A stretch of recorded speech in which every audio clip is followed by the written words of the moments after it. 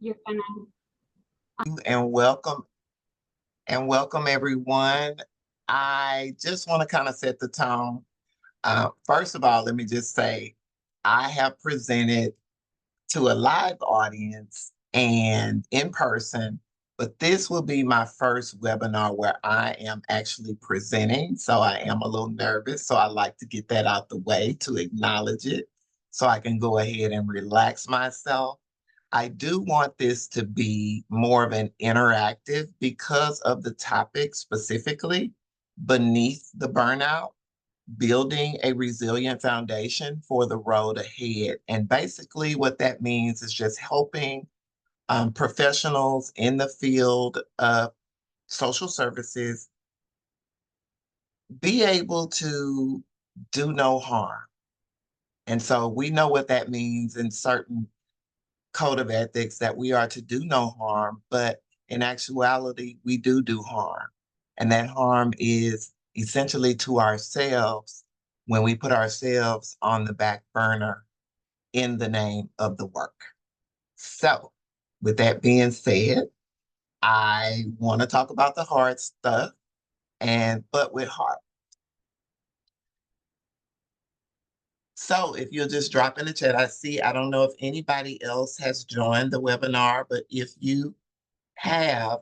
I see people are saying where they're from, but I would like to also get a field of the professionals that I have in the audience. If you are a counselor, a social worker, just so I can get a feel of who I am speaking to today. All right, social worker. Right, I got some social workers in here. I also see that Seasons of Change is deep in the webinar. Appreciate you being here. All right. So, and in addition to that, I would also like to ask, as an icebreaker, what made you choose this line of work?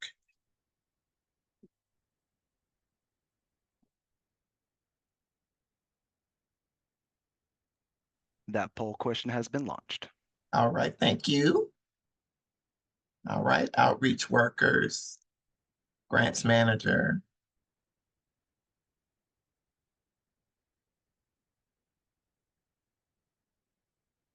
And just for my clarity, Craig, the question box is anonymous.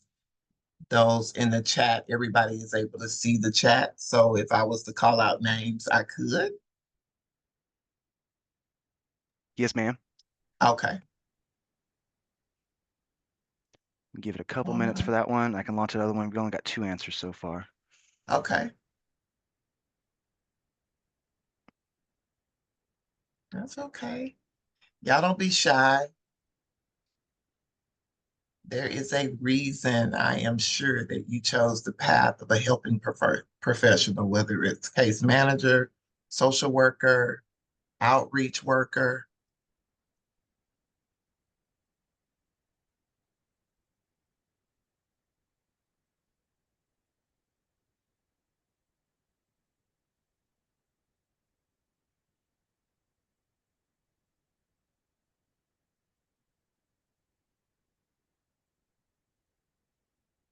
Okay.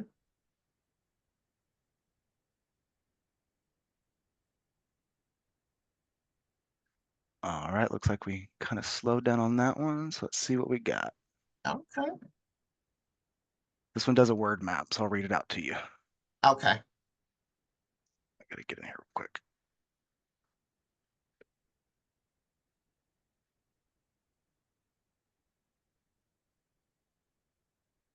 And I guess while we're queuing that up, I want you to think about what it has cost you emotionally over time, because that is going to be the foundation of what we're essentially going to talk about during this webinar. Is the So, emotional. Okay, go ahead. sorry. So we had community impact, Mm-hmm. the love of people and serving, Okay. to help people with the aim to see them all flourish, seeing Okay. homelessness and mental health resources in community get overtaxed, overextended, or not even present. Mm-hmm. Uh, It was a new challenge and a new way to serve my community. And the last one was I love helping people succeed in their goals. Okay. And so essentially all of that could fall into the category of for the love of people and providing services, which is community. Well, I will go ahead and share a little bit about myself after we get this next haul of questions because I want to know what it has cost you emotionally, And or here what we do go. you feel like it has cost you emotionally?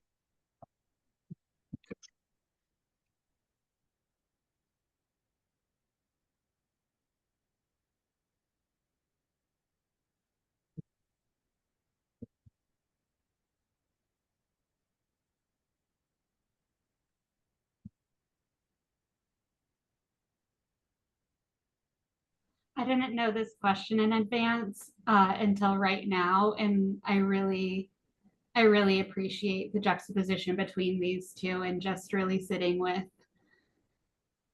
the the different feelings that come up. So I hope other people are really also appreciating it and knowing. Well, thank you. What's the method don't make me start Googling already, right? Because it is a cost emotionally. It does weigh a toll on your emotions.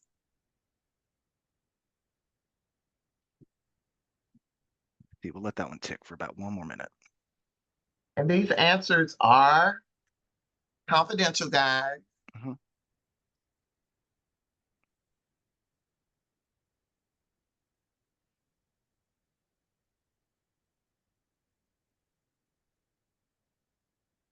Loretta, while we're waiting for folks to answer, how long Mhm. have you been doing this work? I have been doing this work this year right at 17 years, Ooh. right at 17 years. And so I will go into a little bit more in depth about that after I hear just a few of these answers. If you, Yeah, looks like we're hitting a yeah, calculator. So let's look. that's Let's see okay. what we got. For this one, oh, first answer was hope. Uh, The next one, weight gain, anxiety, overwhelm, self-neglect. Next one, tire more easily, more sad when we see program participants struggle that are weighed down more by systemic obstacles. mhm. And the last one was my hair and the wrinkles on my face. Ha, it has cost me my time with my family, and there's not always a set time of when someone needs help. That's right. That's right. Hope, weight gain, anxiety, sadness, family.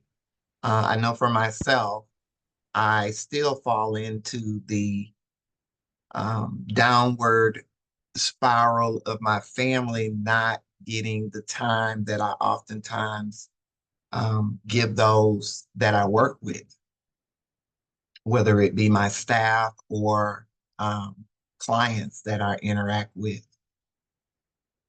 Let me see if I can get this down. Excuse me. All right. So about me, my name is Loretta Ray again, and I am a licensed addiction counselor, a mindset coach. I have lived experience as well. I have been sober for 20 years. I am a wife, a mother, and a grandmother. This is my beautiful family, minus one, which is my oldest daughter. She is not pictured here, but the child, my granddaughter who you see in this photo, is her one and only child. And the reason why she's not pictured here is we don't have any recent pictures of her. She has been incarcerated for some time. And I share that to just be very authentic because I shared with Sam that I wanted this to be a very authentic interaction. I don't really know any other way to be. I find that to be the most productive way to help others, to share things that others may not um, have the courage to share. And whether someone does participate or put anything in the chat today, I hope that you walk away with something that can strengthen you and also let you know that you are not alone in this. And no matter that how long that we've been doing this work, that we still have to take care of ourselves and we are human at the end of the day. And there are going to be some situations that are going to throw us off track emotionally, mentally, spiritually, and sometimes physically. So yeah, I've said that. I worked for the Salvation Army for 10 years. Prior to the Salvation Army, I was a caterer, and it didn't make sense to anyone that I was going to stop catering and go into a social service position that was significant, that paid significantly lower than what I was making. But I believed at the time that I needed the experience to go along with my education. And I did that. I started off as the receptionist. And soon after that, I taught computer classes to women who were coming out of jail, who were needing a fresh start in transitional housing. I went from that position into homeless services, where I stayed in those services primarily up until 2018.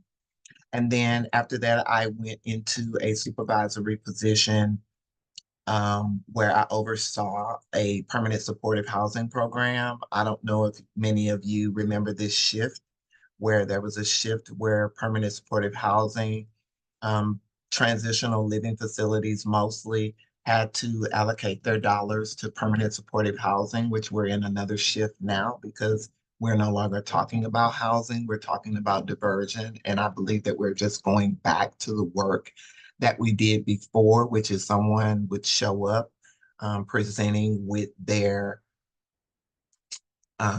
problem in a shelter or in outreach, wherever you would engage them. And we would work with what they had to, help them gain that stability in their lives and resolve their homelessness. But that another shift has changed. In 2021, I resigned and went into private practice, a Ray of Sunshine Counseling Consultants, which I still manage and operate. But in 2024, something miraculous happened in my life. It was a full circle moment because 20 plus years ago, the organization that I work for, which is the Beacon of Downtown Houston, I am the director of supportive services here. Prior to that, I was the director of Bridges Hope program, which is also a program that helps women who are formerly incarcerated, who are in recovery.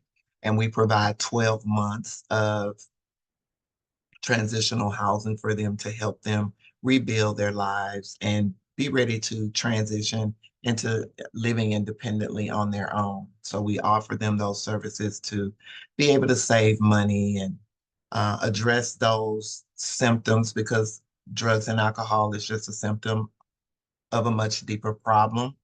And so just addressing those issues through therapy, case management, and life skills training. The miracle in all of this, or the full circle moment, is I myself. I shared just recently that I was a person in long-term recovery, but I myself benefited from those very services in the women that I help today.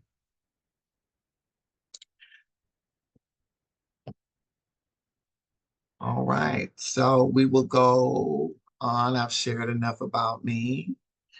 I will go into naming what's beneath the burnout.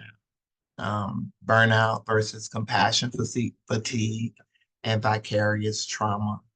And what I mean by that is that secondary trauma that comes when we are engaging with clients that we may be or have in the past have experienced the same hardships, the same traumas.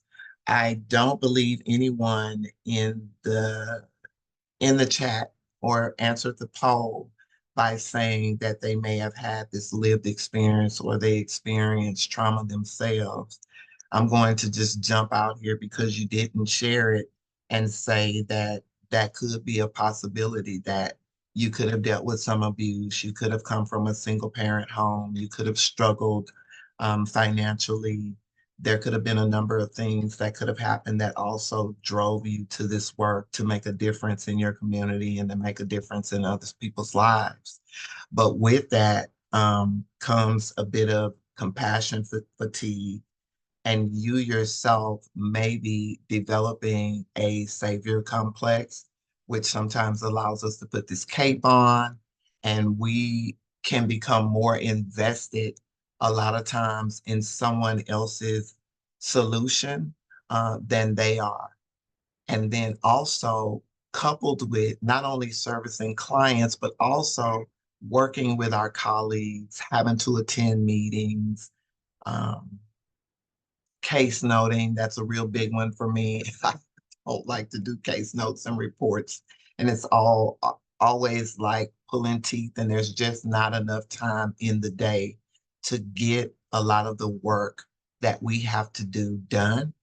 But we have to, at some point, make the decision to prioritize our own well-being. And some of those realities, as I've mentioned, some of those are financial strain, trauma history, and guilt, and the pressure of being successful, um, making a difference, making that difference. I know for myself, typically the women are in the program for 12 months. And sometimes when those women relapse, because we have invested so much time in them and we just may have didn't see it coming when that happened, it just takes a whole toll on the staff. I will pause here and see if anybody has any comments or any questions they would want to put in the chat.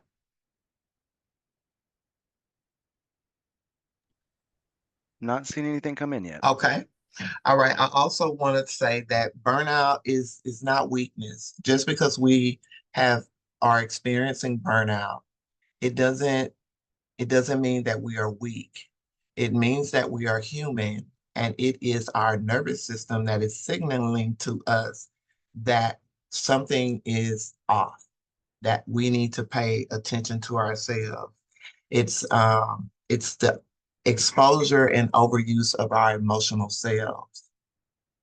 There are 70 in a recent study, and I will send these out if I'm allowed to have the emails, or I can send this out to Craig or Sam, and they can send this out to you guys, the statistics and where I am referencing this information from. But 73% of social workers and other helping professionals experience high emotional exhaustion. 20% say depersonalization. And so we need to normalize this reality without accepting that it is permanent. When I started out, I stated about doing no harm. And in social work, the practice talks about competence and managing conflict, but it also talks about putting the client's well-being first. And so if we're trained in that manner to put everybody first, oftentimes we take a back seat. Let me move this over because I am blocking part of my slide here. Let me move this down. So what is emotional resilience? We can also talk about self-care. Like, what does it look like when I am doing self-care? And I had someone to mention to me that self-care, taking bubble baths, massages, manicures, pedicures, because I know I have some gentlemen on here, that it is not always, that is maintenance, right? We need to comb our hair, we need to take a bath. But our self-care, what does that actually look like with us taking a step back from the work to actually take care of ourselves? And again, going back to resilience and also burnout, not meaning that we are weak, but resilience also is not about being tough. It's about being regulated, regulating your emotions, your nervous system, having boundaries that are grounded in your self-worth, and rest as resistance, or rest as a practice. It's learning to be kind to yourself and non-judgmental, non-judging. I know that for myself, I can be hard on myself um, about maybe not meeting deadlines, about not being able to show up for parent functions at school because I have to be to work or I have other obligations, and feeling that guilt around just not being able to be everywhere all the time, and also still being present and doing the best that I can for the clients that I've been charged to serve. It's also boundaries. So I want to talk a little bit. I'm going to talk a lot about boundaries because I believe that it's important for us to have boundaries. I will speak for myself. One of the reasons why I tend to overextend um, and also um, is because fear, right? Fear of what other people will think, fear of what I'm also thinking, the messaging that I'm giving myself. Um, because up until now, if you have not been practicing these behaviors to keep you out of this emotional burnout, spiritual, mental burnout, that you will find yourselves actually being resentful. Actually, what is a blessing, I'll say, or a opportunity or your passion when you came in here, love of people, love of community, love of services, can actually become a weight that you dread carrying. I have had times when I am sitting in the car in the parking lot and I just do not want to come in the building. And that in and of itself speaks to, it's signaling to myself that something is wrong and I need to get investigative and get curious about what that is and actually doing what's best for myself along the way.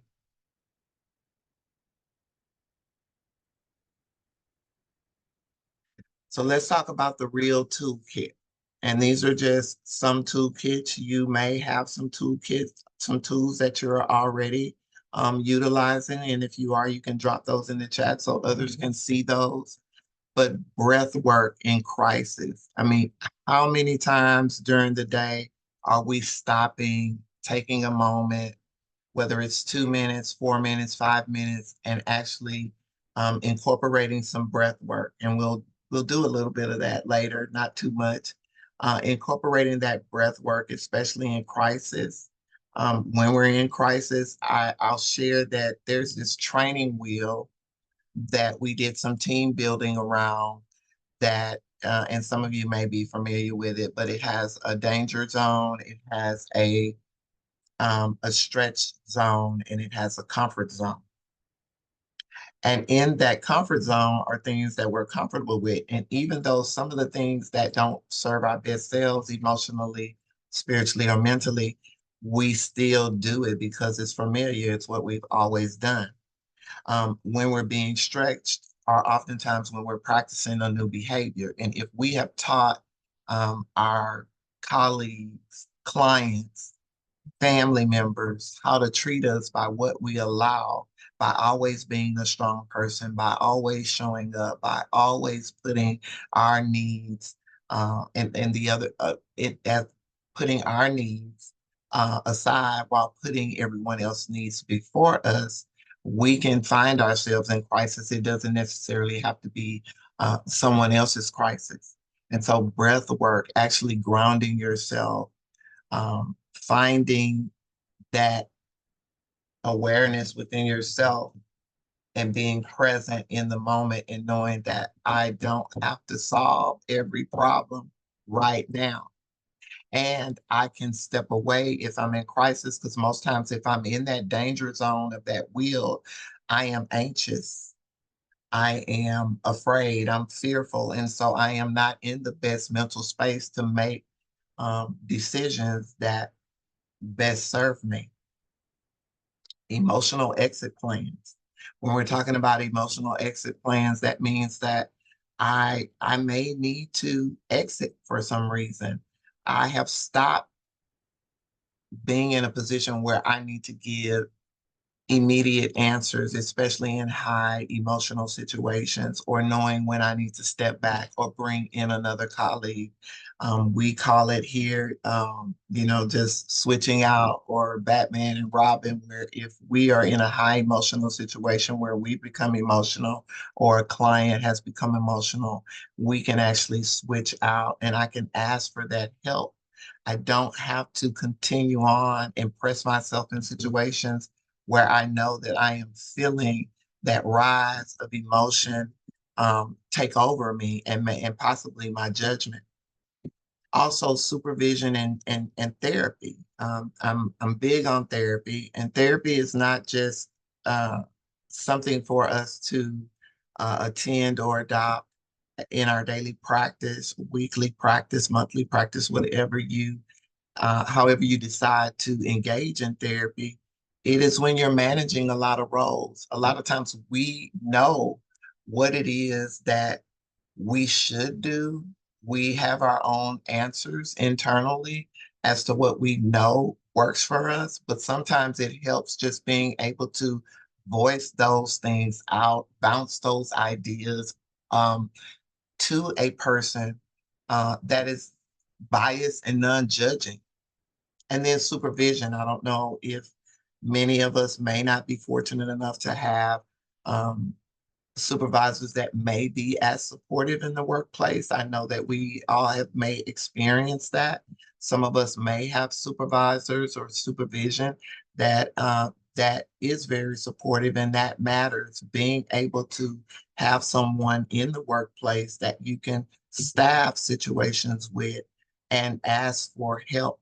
I think another the big thing for those of us who are helping professionals and entered this work because love of people and wanting to be of service and wanting to, help community, is that we ourselves do not ask for help.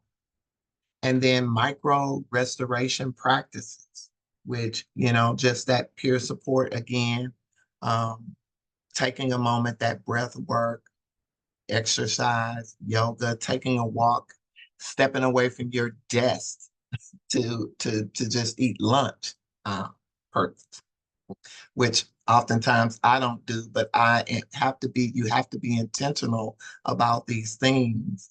And so it's easy for me to get on here and talk about these things. It's easy for us to know these things. I'm probably not saying anything that no one has not experienced, tried, or knows, but it is a practice, which means that I have to practice it. I have to be intentional about it. And most times it's necessarily not having those boundaries with other people, but having those boundaries with ourselves.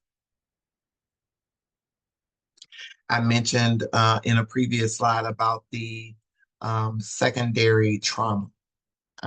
When their story sounds too much like ours.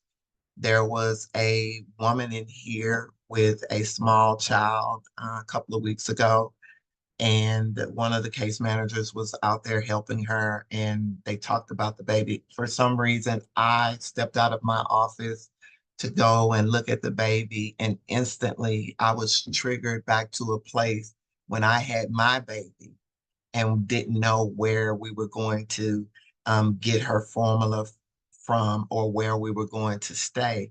And I began to get emotional about that. Now, while I was not actually working directly with the client myself, I was able to have that awareness through therapy to know what that triggered and where that actually came from, which didn't allow me to go down this emotional rabbit hole where I started feeling guilt or shame associated to me one time being in a position in my life where I needed that help. But all of us coming together as a team to try to um, provide formula for her child, and also a safe place for them to reside until we can help them resolve their homelessness.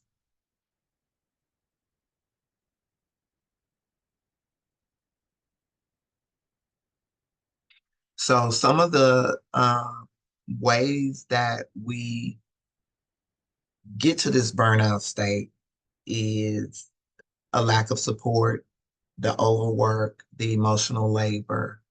Um, and for us to be resilient for the long haul, we have to do more than just take the day off. We have to have these holistic practices that include the whole person.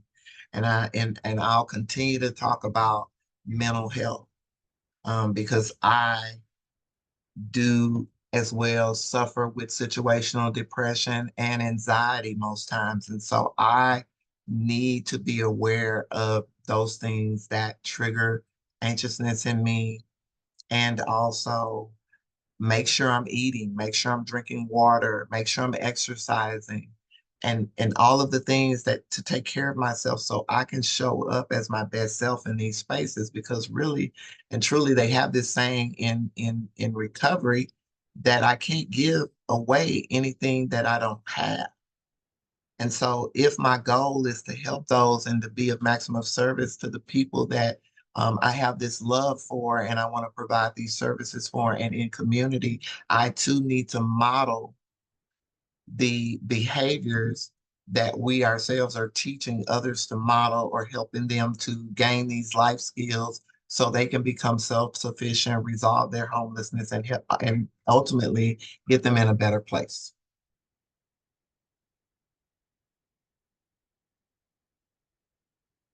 All right, we talked about early in the poll, it was when care costs too much. And sometimes we're triggered and tired at the same time, but we're still clocking in. And I think me and Sam talked about this when we were actually just brainstorming this idea and talking about me being a presenter on this webinar that we can talk about when we've experienced what our clients are experiencing in the past, but what about when we show up in these spaces and we ourselves are experiencing what they are experiencing? I have been there. I have had financial hardships, wondering how I'm going to pay bills when things are hard, but still showing up and helping individuals resolve their own financial situations. And it can be taxing.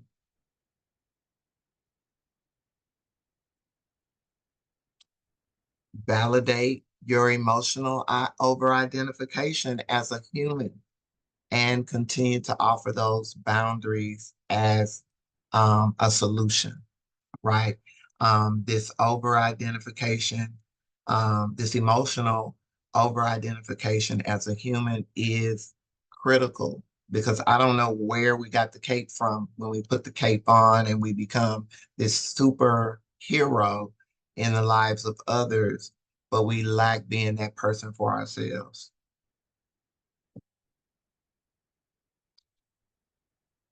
All right. So I got a little bit ahead of myself, but that's okay. That's okay because it seems that I am right on track with what I'm talking about. But the restorative practices, as I talked about, taking those breaks, those mental resets, music, sunshine, and spiritual practices. Sounds good, but I'm gonna do another poll, Craig. What keeps us from putting these things into practice? I don't want to be the only one talking or sharing on this. I want this to be an interactive experience where I'm just not lecturing to the audience and making sure that I am actually being helpful or this information is helpful. So I would like that feedback if possible. And you said, what keeps us in the practice? What keeps us from putting these things into practice?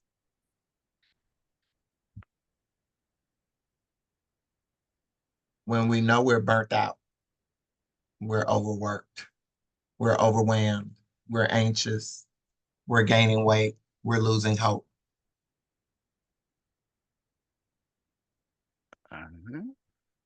And launched.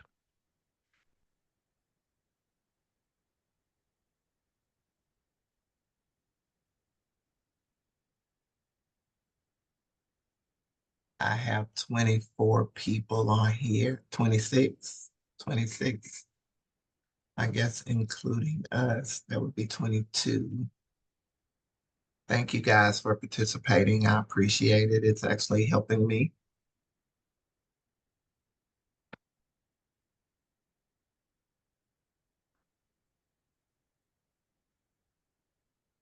The host can't answer, so I'll just type mine in the chat. Okay. Mm.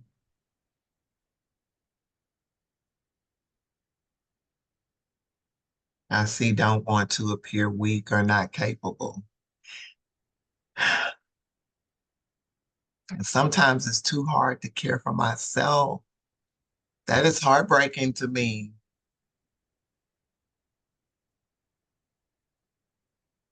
I'm so exhausted. And so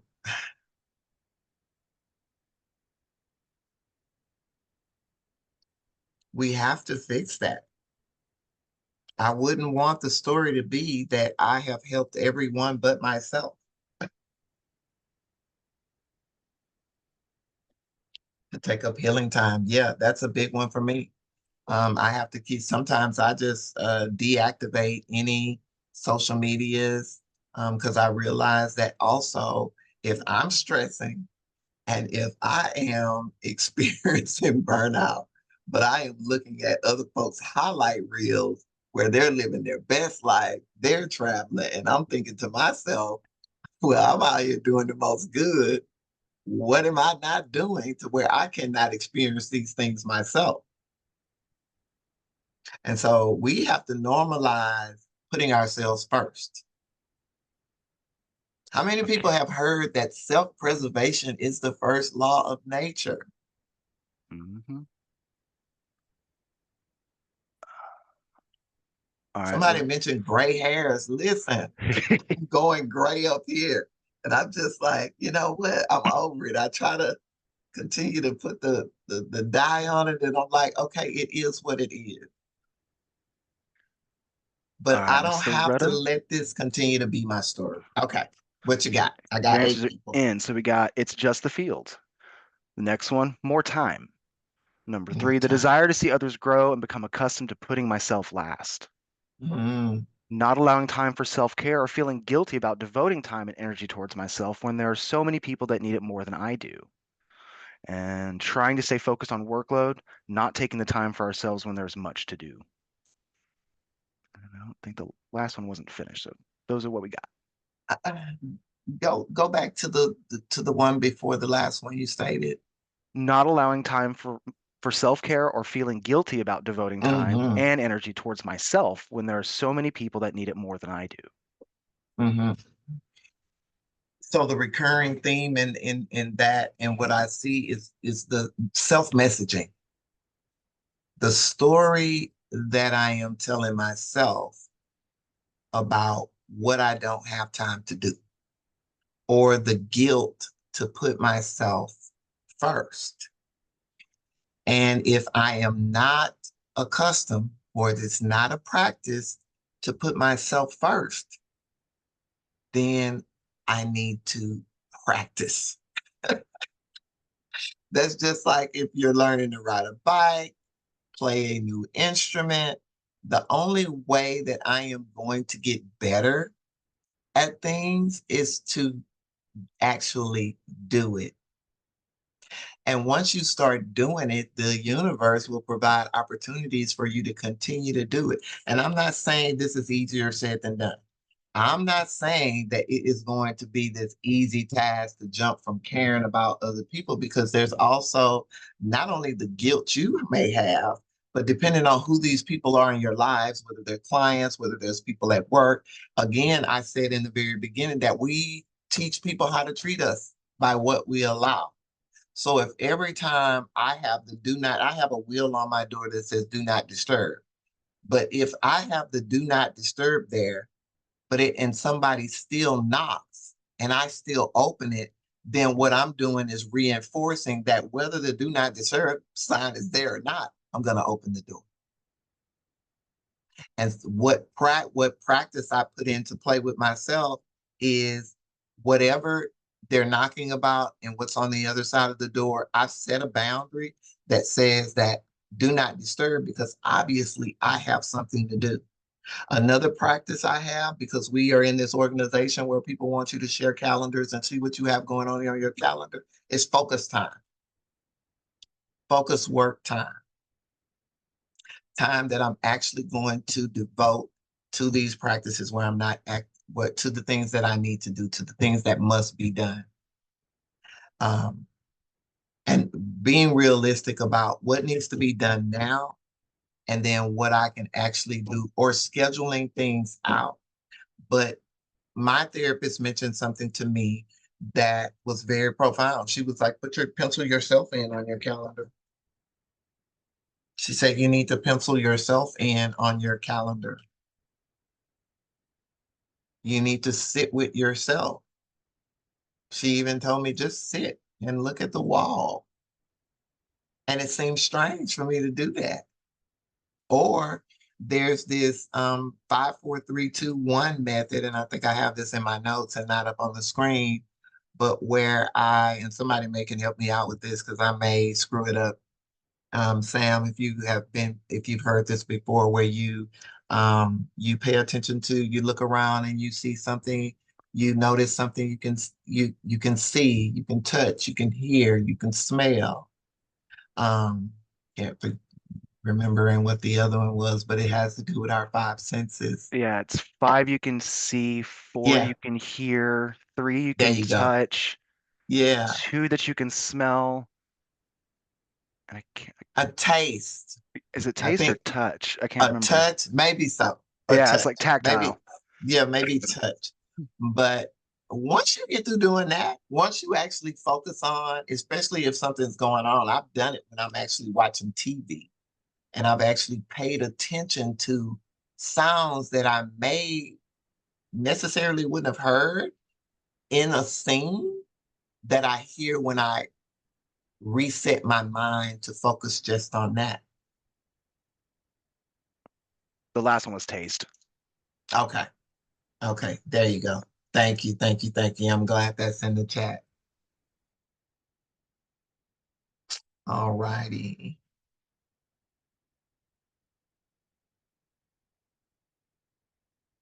So resilience, I might be ahead of myself with these notes, but I did want to actually, let me go back just before I get ahead of myself. So back to the practice of being intentional about putting yourself first. And I know that there's a current theme about I don't have the time to do so, but there's some time. There's some time to do so. And I'll go back in the chat where someone put scrolling, videos, TV, right? Can we do away with some of the instant gratification to replace those things in time that will give us that long-term gratification? Because this is the whole premise of this webinar, this presentation, is to, build that foundation, for the road ahead, long-term sustaining, not just something that will give me some satisfaction or some reprieve today for a week, but for the long haul, especially if you're going to continue to be in this work. And I've been in this work for some time, and I have always gained a sense of gratification from helping others, but my gratification cannot just come from when I help others, because there's going to be oftentimes, that for whatever reason, I'm not going to be able to help an individual. And that's not a reflection of who I am or the work that I do. There's a lot of external factors that are involved, and where the individual themselves must be invested in the process themselves, no matter what their circumstances are or why they're presenting. There has to be some investment from those that we're helping, And so when that gets unbalanced, that also takes a toll on us, taking those things home. How many of you are answering emails at home, looking at emails, working at home? Because guilty. Me too. Me too. I'm still guilty, but I'm also aware. Like, hey, what are you doing? That can wait till tomorrow. You don't necessarily have to know what is going on. It can wait till tomorrow. And the boundary comes in, which I actually was able to practice that today in my practice. A lady emailed me at 8 o'clock last night and said, hey, I need to urgently schedule a drug screen for this individual.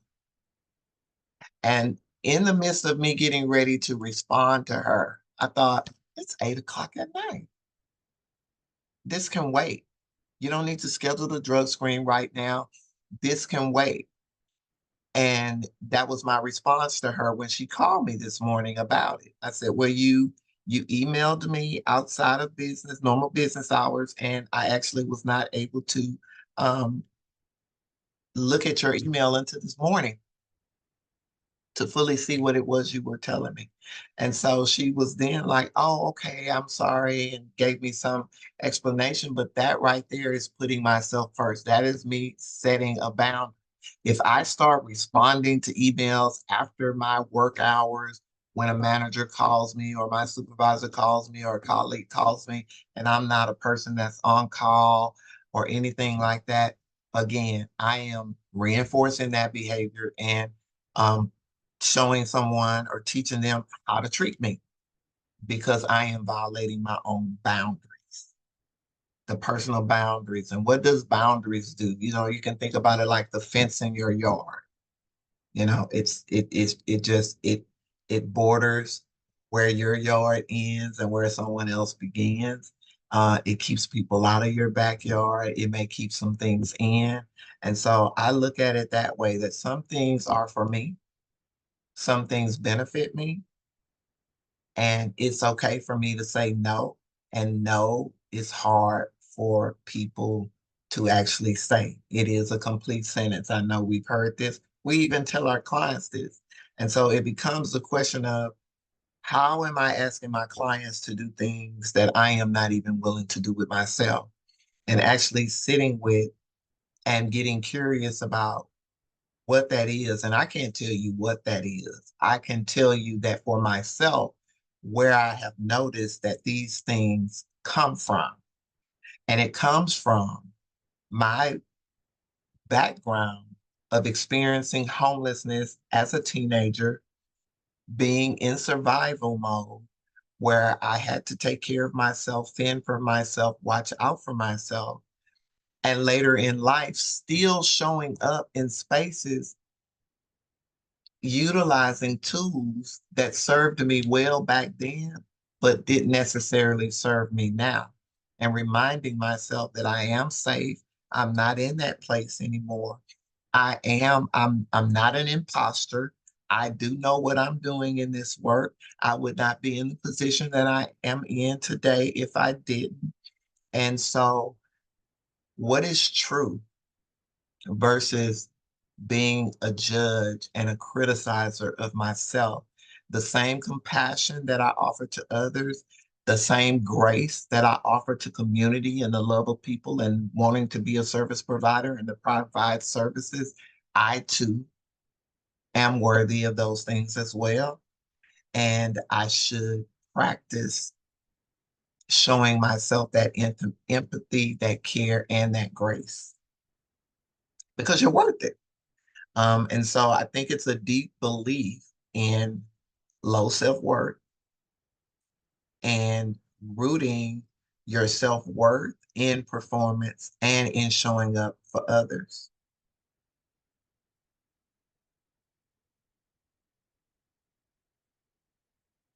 All right, what time is it? Let's take a maybe a 5 minute break. Maybe a 5 minute break. Sounds Go use good. the bathroom if you have to. Let me grab me a drink of water, and then we will get back into it for the last 30 minutes. We will do some breath work while we're on here, maybe some tools that you can take with you. And yeah, and so we'll get ready to wrap this up. Be back in 5.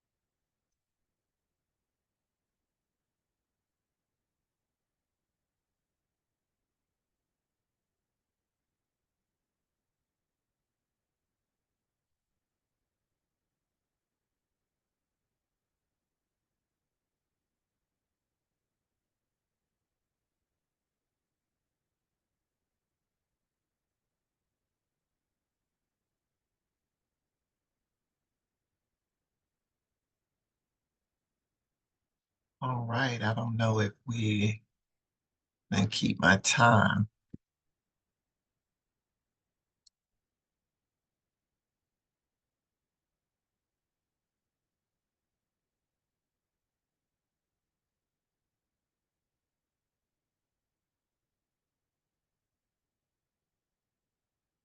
All right, I think it has been 5 minutes. I think I might have started at 2:55 for the break.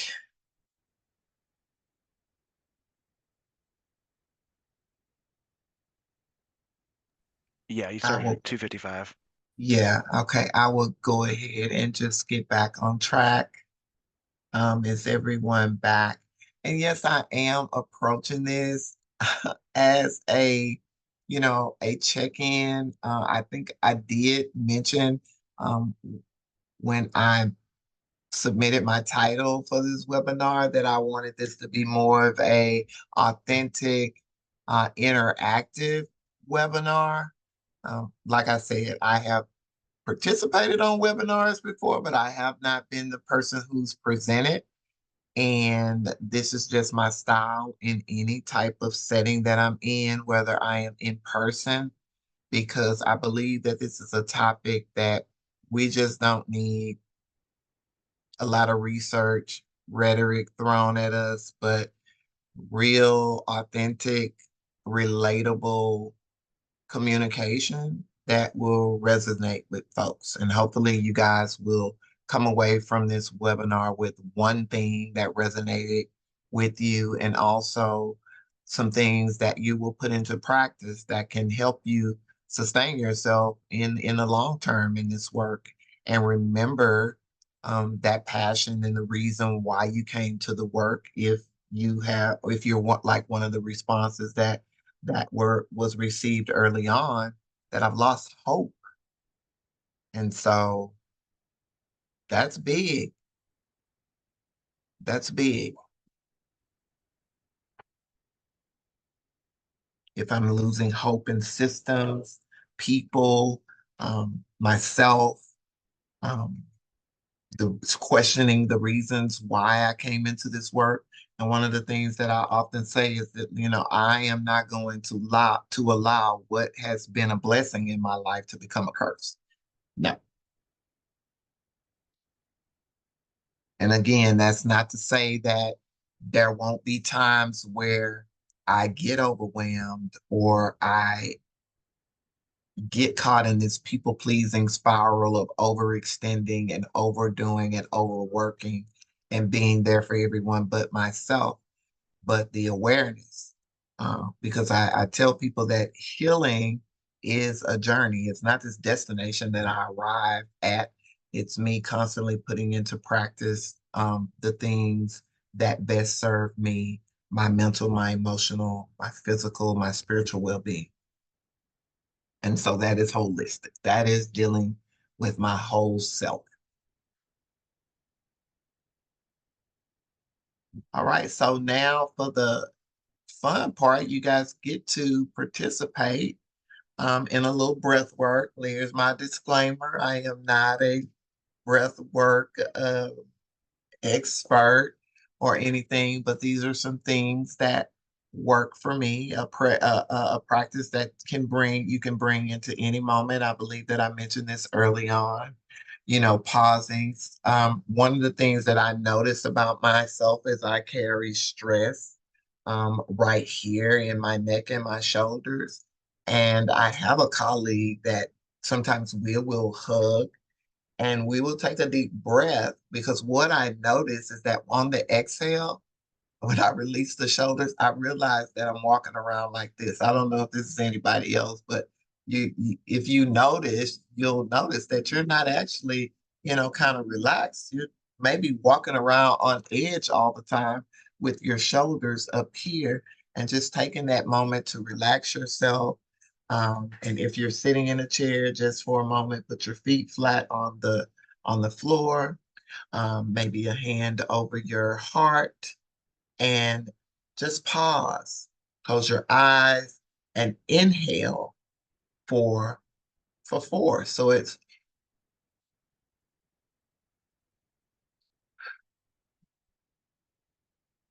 And so you're counting on that inhale.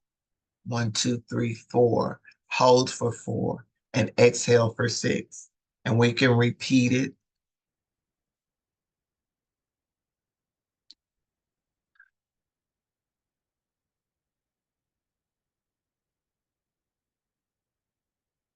And you can bring this practice, as I said, into any moment.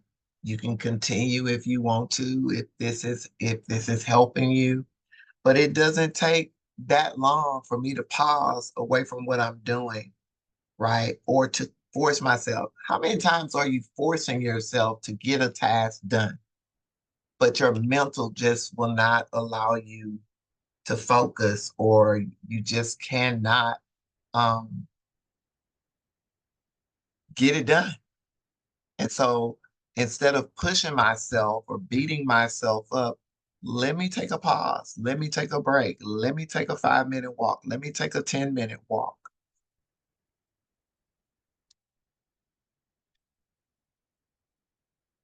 All right. Craig, I got you with a reflection prompt here, and I hope I get more participation in this, or maybe someone who has the courage, who can raise your hand, who wants to come on. And oh, did something here. I am going too far with myself. Hit the wrong thing. What has your body been trying to tell you lately? Because there's some reason, I don't know if you guys just click on these webinars and attend webinars, or maybe there was something about this topic that made that prompted you to attend. So I am going to assume that burnout may be a present thing that you may be dealing with or have dealt with in the past, or information that you want to pass on to someone else. But what has your body been telling you lately? Poll has been launched. I do see this. This is interesting.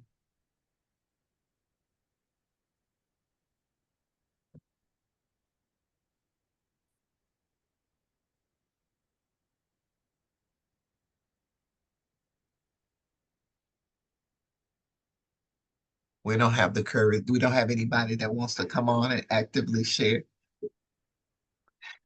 I don't see no hands yet. Craig, I'm gonna slow down, get more rest, take time to exercise. Uh-huh.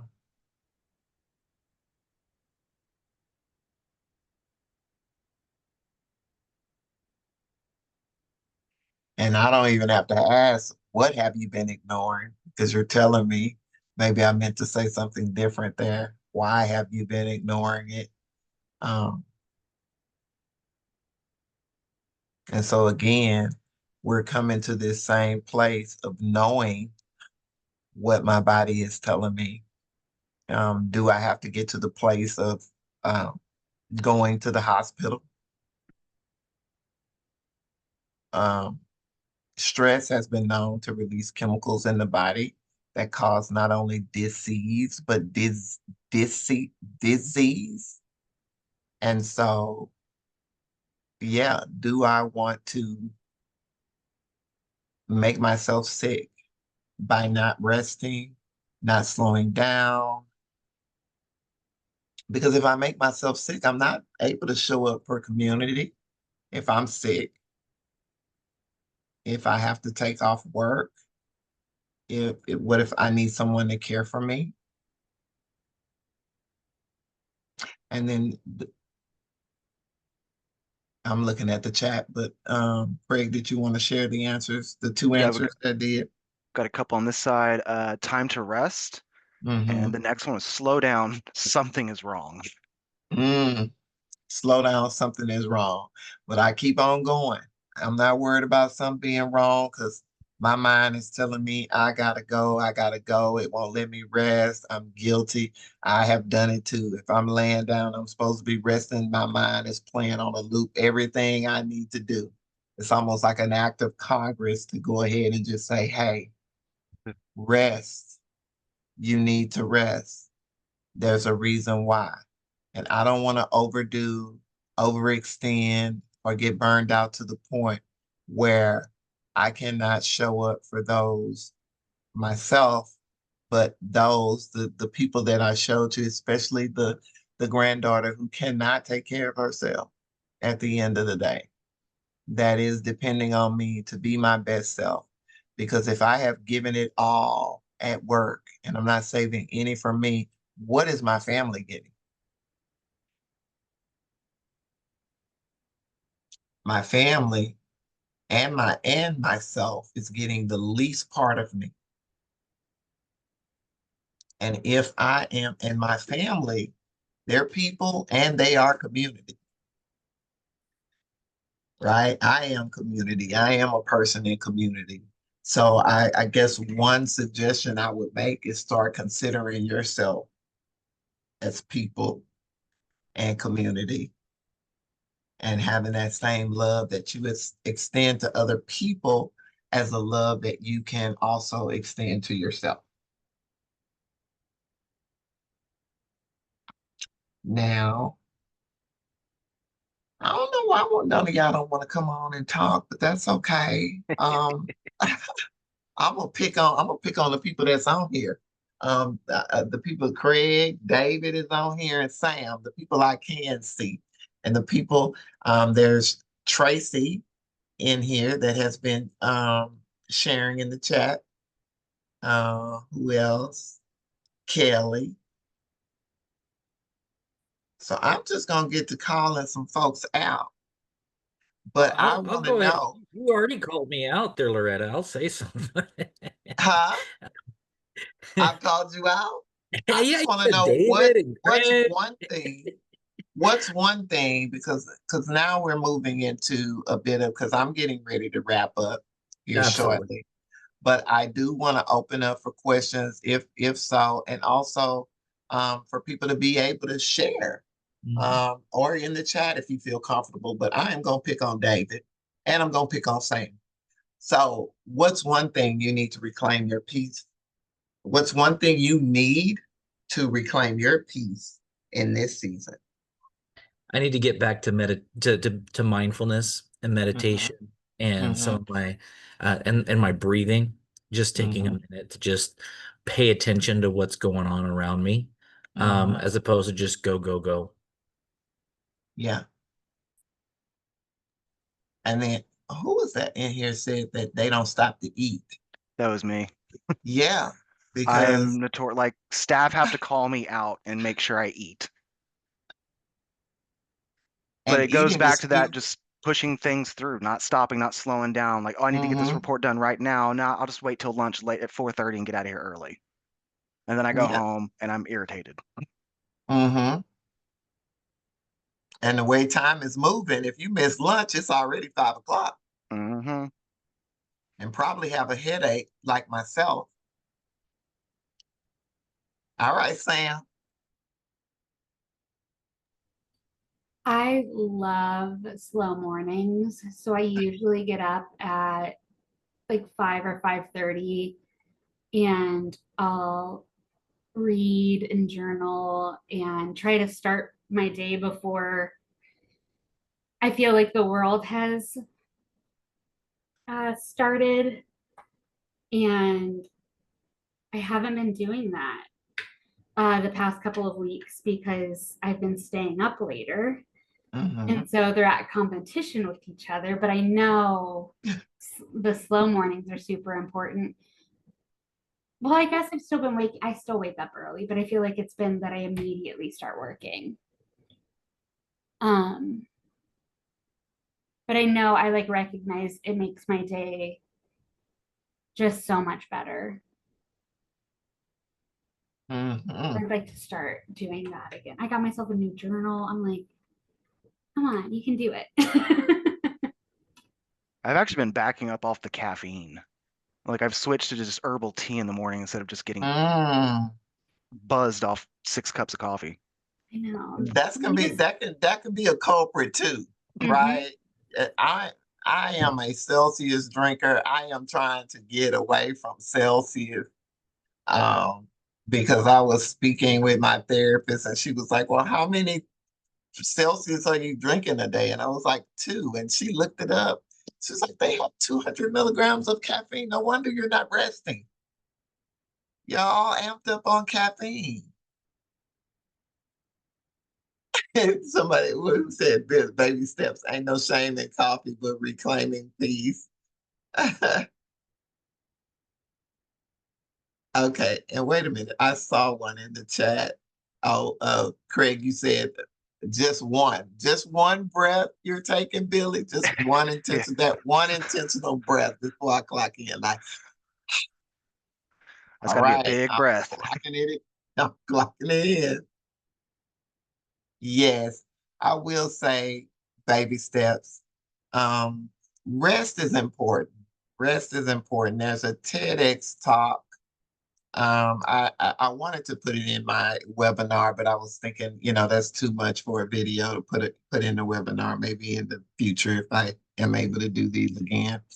But there is a TED Talk Third Ward with Jotina Buck, who is talking about rest as a right. Like we have a right to rest. Rest as a sacred practice. And I encourage anybody to look that up because it speaks volumes and it's not that long. It's probably a 10 or 11-minute TED Talk with Jotina Buck. But rest um, is our right. Rest is our birthright. Okay. And I'll also just affirm that everyone that did participate or put something in here, or you silently had things come up for you that, that you need to reclaim, or things that that you need to get back to that can help you sustain for the road ahead. You deserve those things. You are these. Oh, I'll put it in the chat. Let me see if I can do this. Okay, everyone, it is TED. I think it's the TEDx Third Ward, Jotina Buck. And Jotina Buck is a LPC, and rest is your birthright. I think I'm saying that right, but if you put any of that in, it should come up. And so I guess lastly, like I said, you are worthy of the things that will help you sustain in this work over time. Not just your clients, you too. So include yourselves in that love and compassion and that empathy. This is my first time attending a webinar of this magnitude. I'm really taking it all in. This is a great subject and it really makes you look at yourself and check in on yourself. I appreciate this. I appreciate that comment because I was a little like, I looked at some webinars last night and I was thinking, man, I don't know if I'm gonna need a little help here.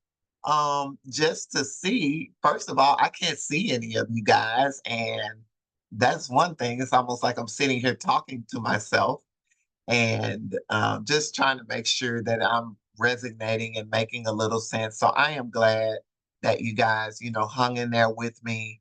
I really appreciate the opportunity. I'm actually getting through this without tears, and so I'm grateful. But I am that authentic person that does not mind crying. Crying does not make me weak. Crying makes me human. It's a release for me. And yeah, and I think that helps me. I think it's Brene Brown who says that vulnerability is the way of courage. And so I have started viewing that in that way when I used to think that vulnerability meant that I was weak. And there is nothing weak about me. I'm sure there is nothing weak about you. And so being vulnerable, being authentic, telling the truth about myself and my experiences. I had thoughts about that. I think one of the things too, I'll go back to me sharing that I am a person of lived experience that is in long-term recovery. But that is not those things that I have done in the past or experienced. That's not who I am, and it definitely that's what I did. Those are circumstances that, that were out of my control. The people who were responsible for me at that time, they did the best with what they knew how to do. And so that has allowed me to move on without a blame game or woe is me, and to actually just capitalize on the life I have today and to continue to become and continue to heal. And when I talk about healing, healing is not this kumbaya. It is messy. It causes you to take a real hard look at yourself. But I think it is one of the most beautiful things that you can do for yourself is to actually check in and get curious and provide that case management for yourself. Okay. Um, so I will just leave with this one affirmation, which is I am not, let me see if I actually put it on the screen. I did. I am not what I do for others. I am who I continue to become. And so I am not what I do for others. I am who I continue to become because we're always becoming, right? And this plant, I keep this plant up here, which really needs to be um, put in a different pot because the roots are showing. But one thing about this plant is that sometimes I forget to water it. And if I come in, it's withering sometimes. And I will water it. And then magically, the next day when I come in, it is standing back up just like this. I don't know if you guys can see it, but that is indicative and just a testament to your own self, right? Oh, what happened here? I hit something. Let's go back and go back to the end. Here we go. All right. We'll leave it like that. But yeah, if you're not watering yourself, then what is actually happening? But if you are watering yourself, what is actually happening? Again, you're becoming, you're growing. But if not, you're withering. You're folding under the pressure of emotional exhaustion and burnout. So I thank you guys for just giving me the opportunity to present to you today, and let's stay connected. I Here's my information. Maybe you want to reach out, connect with services. But here's my information. I am employed with the Beacon of Downtown Houston. I also have a private practice where I provide services for individuals that are governed by the Department of Transportation if they have a violation, and those are your truckers, railroad workers, people that are in safety sensitive positions. My role is to protect public safety, and so I evaluate their fitness for duty. But for the purpose of this a webinar, and it's going to live on, and um, these organizations have been an integral part in connecting me with Texas Homeless Network and serving on the board. I felt that it was only right for me to reference the Beacon and the work that I do here. So thank you. Thank you, Miss Loretta. Make sure there's no final So questions. lovely. Yeah. And just a reminder, y'all, we won't get the this amount of filling our cups in this way next month. I think next month is a conference. We'll be at the conference learning about retirement planning from David. A different type of filling our cup. So it won't be online next month. So it will only be in person at the conference. I think we'll have probably a recorded one as an option for folks that can't make it. Well, I'll talk to David about that. but otherwise, I think we still have one or two more in the series after that. Yeah, I believe the But last one yeah. ends in October. Okay, the the next one will be about retirement planning, which is a different way of filling our cups. So the last one, we're going to focus on debt. Debt, yeah, which honestly, The last one. So tomorrow is about retirement, specifically for those that are in the industry. So those that serve others. And then the last one is going to be about debt and eliminating debt. So, which I wanted very much to put toward the holidays because I constantly think about selfishly around my urges to go into debt around the holidays because one of my love languages is gifts. So it's a dangerous time of year for me. So and I will be really front and center excited. for that. I'm really excited to see everybody because not only will I be presenting, but Thrivent will have a very large booth there. For the conference. And I know you've been working with our marketing director, Amber, to really put together something special for that booth. That's more than just here's Thrivent type of thing. It's really a little bit and more in depth. And I plan to be there all 3 days, Sam. So not just for the workshop though. Yeah. All right. But okay, y'all. Well, we'll see you next month, hopefully in person, and then the month after virtual. But I know my heart's really full right now. So I can't thank Loretta enough for this and how much I needed it. So I hope y'all are feeling the same. And we'll see ya next. All right. Yeah, have a good one. You too, Miss Loretta. Bye. Thank you. Tracy, we will get you something for replacement of next month because the conference is going to be in person, but we will come up with another training for those that won't be able to make it. But we will send that out to everybody that's registered once we have that plan. Yeah. And with that, I will get this recording to you, Sam, as soon as I can. And David, we'll see you next month. Bye, y'all.